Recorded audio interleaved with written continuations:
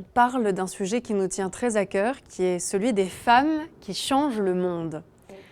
Vous êtes iranienne, vous êtes née en Iran. Il y a des femmes en ce moment qui ont un courage incroyable et qui mènent un combat pour la liberté, pour la vie en Iran. Ce sont des femmes qui changent le monde. Oui, exactement. C'est ça, moi je pense que je suis désolée, c'est larmes toujours dans mes yeux quand je parle de mon pays à ce moment-là. Vous savez, c'est ce mouvement qui est en Iran il y a quelque temps. Il a commencé même avant le printemps arabe, parce que c'était un mouvement vert qui était autour de 2008-2009. Oui. Mais à l'époque, les Iraniens, ils voudraient quelque chose pas en violence, en pacifique, parce qu'ils ont dit qu'on a fait déjà une révolution en 1978 et 1979 que ce n'était pas le cas. Donc, ils ne voudraient pas faire exactement la même chose. Exactement. Et donc, à l'époque, ce n'était pas vraiment différencié entre femmes et hommes, sauf que les deux, ils ont été actifs, mais que les femmes iraniennes, ils sont très, très fortes. Leur place dans la société, dans la famille, vraiment les hommes respectent beaucoup, beaucoup les femmes. Je mets à côté normalement une petite minorité qui suit les islamistes très extrémistes. Et ça, c'est pas l'Iran, hein. C'est pas l'Iran. C'est pas les Iraniens. C'est pas les Iraniens. Moi, je voudrais vous dire ça. Et donc, ça, c'est d'exister depuis longtemps. Et maintenant, avec le mouvement de Mahsa Amini qui était tuée dans la rue, c'était une jeune fille qui était tuée, mais imaginez que 90 millions de personnes, ils ont fait une réaction. Et à l'époque, avant cette histoire, c'est un journaliste freelance qui s'appelle Masih Alinejad. Il a commencé de faire un mouvement les libertés cachées. Oui. Et alors les femmes, ils ont commencé d'ouvrir leur hijab très courageusement parce que c'était dangereux. Ils ont mis leur corps en danger, mais c'est pas ça qui m'a influencée, vous savez, a impacté. C'est quelque chose qui était très intéressant. Il y a des hommes qui ont fait dans le même mouvement, ils ont pris le hijab, ils ont pris le photo. Et ça, c'était très impressionnant, parce que pour vous dire que les hommes étaient derrière les femmes, et exactement dans le mouvement de Femmes, Vie, Liberté, exactement c'était ça. Et l'histoire, c'est que pour moi, si vous me demandez vraiment, parce que comme je vous ai dit encore, c'est mon mari qui est journaliste politique, ce mouvement, pour moi, c'est un mouvement plus civilisé de la siècle. Vraiment, regardez le slogan, c'est Femmes, Vie et Liberté. C'est un slogan magnifique. C'est quelque chose de magnifique. Et on a depuis 2022, vraiment, maintenant il est la 4e année, qu'on a commencé de parler. Et maintenant, il est arrivé vraiment au sommet. On s'inquiète énormément. On ne sait pas comment ça se passe. Si je vous explique un petit peu la situation de l'Iran et comment les mamans qui ont perdu les mères, moi je suis une mère. Je ne peux même pas imaginer comment ils supportaient cette situation, qu'ils ont perdu leurs enfants de 24 ans, de 22 ans, de 26 ans. Et pour un combat pour les femmes, pour la vie et pour la liberté. Exactement. Et ils pensent que tout le monde, qu'ils doivent passer ce moment-là. C'est mandatory, c'est obligatoire. On ne peut pas passer comme ça. Et pour la liberté, il faut payer. Voilà. C'est un peuple qui a une dignité et une résilience incroyable. Vous avez parlé du courage de ces femmes. Oui. C'est quoi pour vous les termes qui décrivent le mieux la femme iranienne ? Alors les femmes iraniennes, ils sont les femmes très résistantes. Et encore, on voit, parce que vous savez, l'Iran, il contient différents groupes, c'est pas groupes ethniques, mais les groupes, par exemple, on a des Kurdes, on a des Azéris comme les Turcs, on a des Baloutches, on a des Arabes. Et c'est autant d'influence. Exactement. Et ça, c'est une diversité. Et je ne peux pas vous dire comment les femmes kurdes ils sont courageuses en Iran. Et il y a une très très belle film qui est fait par Golshifteh Farahani, que vous connaissez. Donc il s'appelle Les filles de soleil. Et ça, vraiment, quand j'ai vu ce film, c'est basé sur une histoire, vraie histoire, à l'époque de Daesh, qu'ils ont fait le violence, je ne sais pas combien de milliers de femmes kurdes. Mais vraiment, quand vous voyez que dans leur pensée, ils sont une place pour décider, pour aller, même si par exemple leur mari, dans des situations pas décisionnaires, c'est eux qui prennent le relais, ils leur disent que voilà, c'est à nous de le faire. Et dans ma vie perso, c'est la même chose, hein. Par exemple, c'est vraiment, il n'y a pas de différence entre moi et mon mari. Les deux, on est là pour décider encore, pour les grandes décisions, même pour la situation d'immigration qu'on a fait très rapidement parce que mon mari il était arrêté à l'époque. Donc, moi, j'étais pendant 8 mois décisionnaire pour notre seul fils de 7-8 ans.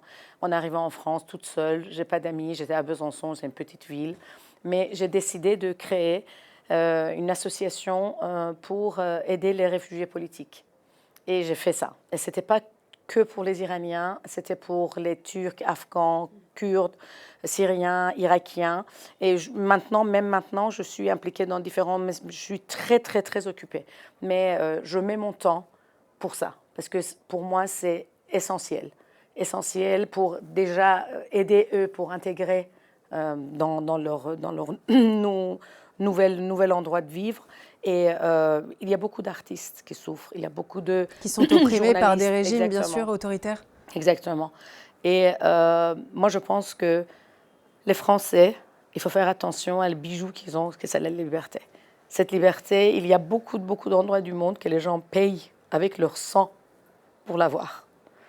Et c'est ça qui est impressionnant, vraiment.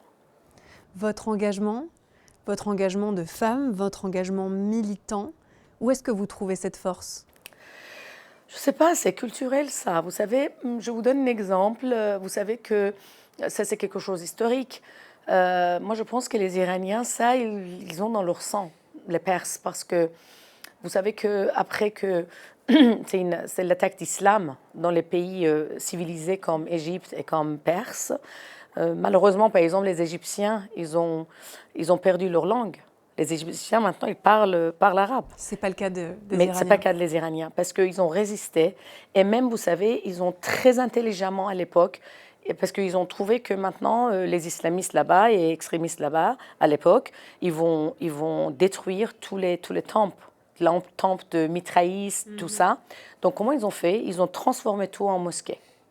Et c'est pour ça qu'ils sont là, maintenant, sur place. Et ils ont des endroits magnifiques. Vraiment, c'est mon rêve de ramener tous vous, les femmes et mes amis, un jour en Iran pour vous montrer que, regardez cette civilisation qui est maintenant 47 ans dans les bras des débiles. Et c'est une civilisation millénaire avec, vous l'avez dit, exactement. un peuple qui a un courage, une force et une résilience qu'on ne peut pas imaginer. Est-ce que ça doit aussi nous inspirer, nous les femmes, dans notre combat aujourd'hui en Occident, au quotidien, pour notre liberté, pour notre engagement? Quand on voit ces femmes iraniennes, vous l'avez dit, qui, au péril de leur vie, prennent les armes au sens figuré du terme, dans ce mouvement pacifique que vous avez si bien décrit, ça doit nous inspirer? Oui, alors si vous voulez, oui, parce que moi je pense que quand je suis venue en France, je suis venue tout le temps, mais comme une Française à l'âge de 38 ans. Et c'est pour ça que je compare, ça c'est automatiquement. Et parfois je vois que les pays occidentaux, ils ont des choses qu'ils ne rendent pas compte, de la valeur des choses qu'ils ont. Et moi, je pense qu'il ne faut pas passer comme ça parce qu'ils ont né dans cette situation. Les enfants, c'est déjà une chance. Une chance. Et il faut dire à eux, il faut l'informer que toutes les choses que vous avez ici, ça, c'est des choses qui ont une grande valeur et les gens, ils battent pour ça des années et des années, des générations pour arriver à la situation qu'on a ici. Et deuxième chose que je voudrais, pour inspiration, je voudrais savoir... Alors, déjà, beaucoup de Français, ils nous accompagnaient dans ce mouvement-là. Et il ne faut pas passer. Quand on entend des choses, il faut laisser à côté des tendances gauche-droite, tout ça. C'est l'humanité qui est en danger. C'est humanité. Il faut regarder. Et ça, c'est vraiment quelque chose que moi, mon mari, mon fils... Vous défendez? On défend. On défend tous les jours. Mes amis, je vois. Et pour moi, c'est vraiment... c'est l'humanité qui est en danger. Quand on dit, quand une femme tend la main à une autre femme, elle peut changer le monde. Vous êtes une femme qui tend la main à toutes les femmes, notamment les femmes iraniennes, mais pas que. est-ce que vous avez le sentiment, est-ce que vous réalisez que grâce à vous, on peut changer la situation et on a un impact sur ce qui se passe, même si c'est absolument terrifiant et si le bilan humain est désastreux? Vous savez, moi je pense que les femmes, ils sont les corps de toute la société. Ça veut dire, on commence par petite société qui est la famille, Oui. la petite famille. Le corps, c'est les femmes, c'est maman. Et après, même dans... Moi, je vois, par exemple, dans mon ambiance de travail aussi, par exemple, moi, je voudrais être toujours une femme qui est le point de changement. Ça veut dire que je suis prête de changer, d'être changée et de changer. Et c'est pour ça que moi, j'ai gardé mes cheveux encore courts. Parce que moi, je pense que toujours, j'ai dit la phrase de Coco Chanel, qu'une femme qui coupe ses cheveux, il est prêt de changement. Et moi, toujours, j'ai dit, alors, c'est pas grave. On peut changer, ça va pas, on va le changer. Et c'est ça qui est quelque chose qu'on est dans votre vie quotidienne. Donc la femme, c'est un moteur un peu? Exactement. Et c'est ce qu'on voit en Iran. Un dernier mot peut-être sur ces femmes iraniennes, un message que vous aimeriez leur adresser? Alors, je voudrais vous dire que vraiment, vraiment chapeau. Chapeau, quand je vois par exemple, Nasrin Sotoudeh, combien de temps qu'il est en prison, il est loin de sa famille, de ses enfants. Il y a encore, on a des autres femmes, des années qui battent. Et c'est pas seulement l'histoire des hommes-femmes maintenant, malheureusement, c'est tout qui souffre. Regardez l'Afghanistan. Quand j'ai vu les talibans qui ont dansé dans une école, des femmes qui ont fermé, ils chantaient, dansaient, tout le monde y regarde, ils font rien. Regardez les femmes afghanes. Vraiment, je donne mon solidarité avec eux aussi. C'est pas seulement les femmes iraniennes et on doit garder notre force pour ça. Je suis désolée, mais je peux pas contrôler mon arme quand je parle de cette situation et j'espère qu'on va arriver. On va arriver un jour. Vous avez l'espoir qu'un jour, ce pays que vous aimez tant et ces femmes que vous admirez puissent vivre dans un pays qui les respecte? Exactement. J'ai cet espoir. Et vous savez, tout le monde, parce que moi je suis quelqu'un, selon mes amis et selon mes collègues, je suis quelqu'un réussi ici en France, mais tout le temps, ils me demandent, Ferial, est-ce qu'il arrive quelque chose? Tu fais quoi? Je dis, alors bien sûr que je retourne. Parce que c'est mon pays qui m'attend, qui a besoin de moi. Je dois aider pour monter avec toutes les années super difficiles qui sont passées. Je suis vraiment désolée. Je suis désolée. C'est dur, pardon. Je suis désolée.